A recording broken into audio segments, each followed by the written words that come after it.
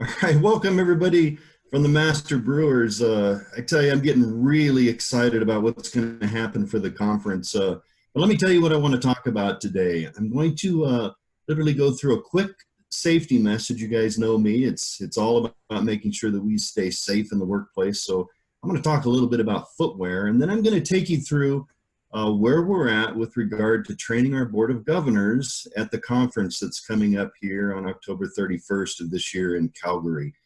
I'm not going to talk about all the really cool stuff that we have planned because I think Darren and Molly have got a lot of stuff up their sleeve this time around. And make sure that you go out to the webpage this month and make sure you're ready to go when we hit Calgary because we are going to have a wonderful time. Great opportunity for networking. And then we have a special guest today, and I'll introduce Kris Scholl, who'll be the next president of the Master Brewers, just post the convention.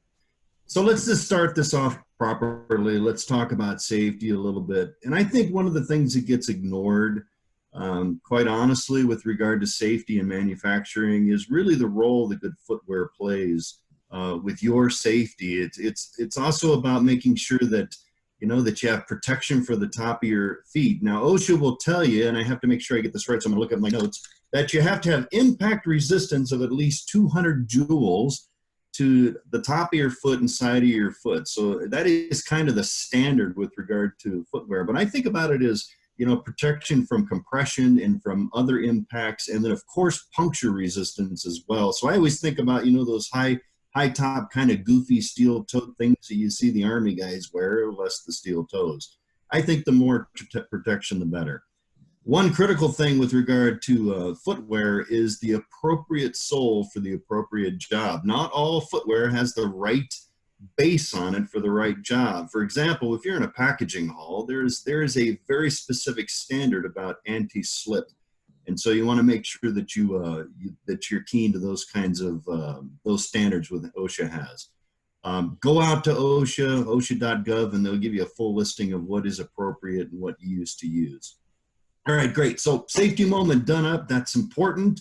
Make sure that you care about your people and send that message consistently. All right, let's talk a little bit about the Strategic Implementation Task Force. And we're about to meet tomorrow, and what we're doing is we're creating the training that we're going to have for our Board of Governors when we meet up in Calgary. So we have the input of District Midwest, we have the input of the Rocky Mountain District, and we've created a wonderful process that our staff in Minneapolis has helped us work through.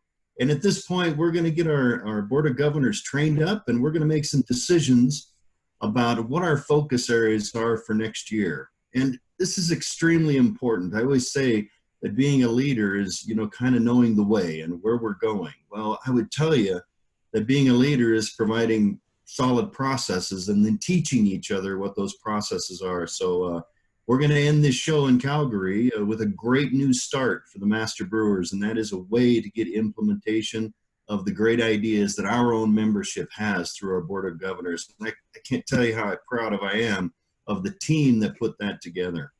All right, so without belaying that too much, I have an introduction to make today. Our new president, Mr. Kris Scholl, I would tell you is one of the finest examples of a leader with such breadth and depth of knowledge of what it means to lead, not only in the big business, but in the small business. So, I don't want to steal too much of his thunder, but you guys have to understand that we've got a real gem coming our way. And we have coordinated leadership working through the next 4 to 5 years that are all lined up behind what our new practices and processes will be. So I'm really pleased to announce Mr. Kris Scholl from the the brewery and the Offshoot Brewing Company in Placentia, California. So Kris, why don't you go on ahead and introduce yourself? And I'm really excited. So it's your mic now. All right, thanks, Toby. Way too kind. I don't know if I'll be able to live up to all that, but definitely honored and appreciate the opportunity and the trust the organization has put into me to take the baton in Calgary and kind of continue everything that you have done in your leadership. So really appreciate that opportunity. And I think for me, the big thing, and one of the questions Toby asked is what does the membership really want to know about me and what I'm all about. And I think the big thing for me is, I started my career with Anheuser-Busch in St. Louis, so one of the biggest breweries in the world, and those were very formidable years for me. Didn't know anything about brewing. Great mentors and great leaders throughout my entire career, and really showed me the way and how to be a good brewer.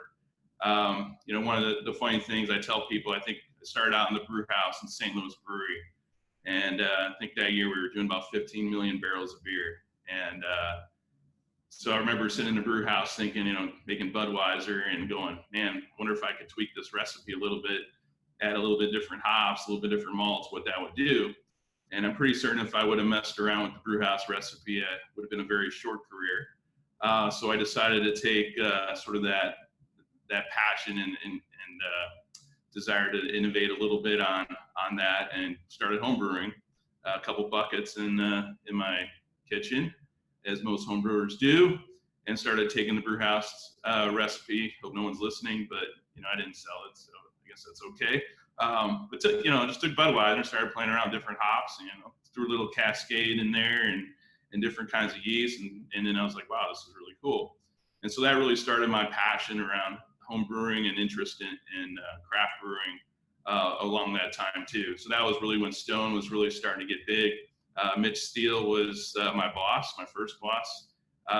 He went on to Stone as the brewmaster, and I could say I was pretty jealous, but really piqued my interest in craft very early on in my career. So I spent actually 18 years with Anheuser-Busch. I actually went through the merger with InBev. And I always tell people, I really learned a lot about attention to detail, quality, safety, all those things first and foremost with Anheuser-Busch.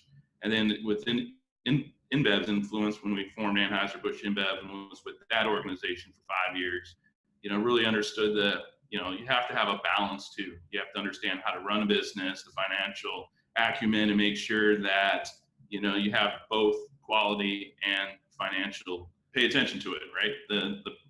The money part. And when you do that, you can run a very profitable business. So on those old times, had an opportunity, I left Anheuser-Busch InBev after 18-year career, went to Deschutes as operations director, and really got my foot into craft beer and sort of where my passion was in the brewing industry. And from there went to Craft Brew Alliance for the past, so I was, there for 4.5 years, and just recently in May joined the brewery here as COO. So we look at my career as very interesting in the sense that, again, starting at one of the largest breweries in the world, not quite as large as Toby's Golden Brewery, but definitely up there in terms of scale. And then now at my career, 20 something years later at a 15, 20,000 barrel brewery. And a lot of people might think, wow, that's kind of an interesting career path, but I think that's really what's special, kind of bringing it back home, what makes me unique as taking on this role of president, because I understand the challenges and issues of being, a major brewer in the world. And I also understand the challenges and that happen at the small craft level. And not anyone is more trivial than the next. And I think a lot of times we have in the industry different perceptions of, the big boys. There's the big boys have perceptions of craft, and I could tell you, really what makes me proud of the Master Brewers is that platform under United We Brew. And I think that really means a lot to me personally, because I've sort of experienced, and I could tell people right now in my career, I'm being challenged in ways I never was at Anheuser-Busch in terms of innovation and thinking about what possibilities for beer and pushing the envelope of where beer is, and packaging technology and all those things that you never come across at some of the bigger facilities. But then on the bigger side, we talk about automation and those complexities, and actually one thing that's common about everything is people. And that's what brings it home, is that the people are the same, whether, it's a matter of scale in the brewery, but, I always joke around and say you can always point out in a lineup the maintenance manager, the quality manager, the brewmaster, the packaging manager, the safety manager, without even knowing their position, just the personalities and sort of the focus those folks have. And that's not any different than a 2,000 barrel a year brewery or a 20 million barrel a year brewery. So I think that's really kind of a unique perspective that I bring. And one of the things I really want to highlight during my term is what it means to be a master brewer. And I think we all have a certain responsibility in the industry, no matter what our roles are. But when we call ourselves a master brewer, we bring a certain responsibility and accountability to our craft. And so that's one thing I want to highlight. And I think the Master Brewers organization is, uniquely poised to provide. We have that knowledge bank. We have the desire and the passion from all walks of the industry to make sure that everybody that seeks it has the complete knowledge, has the tools to be successful in their career. And that's really what makes me proud to call myself a master brewer.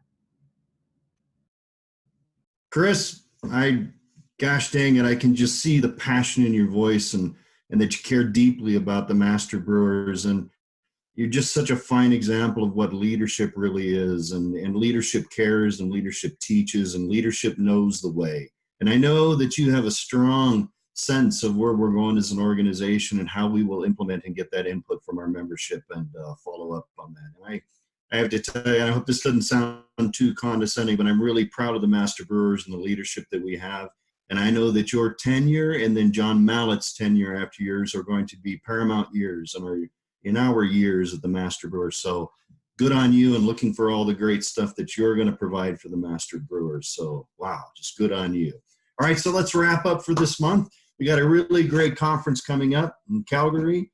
And I just cannot wait to get up on that microphone and talk a little bit. I promise I won't ad-lib too much and drive Carol crazy, but that is the way it is. We have to be passionate about what we do, and I'm really looking forward to that. Next month, we're also going to have, hopefully we can get Molly Browning on. She's also the technical chair along with Darren Goodland. And what I'm going to ask her to do is help us wrap up, what did we do at the conference?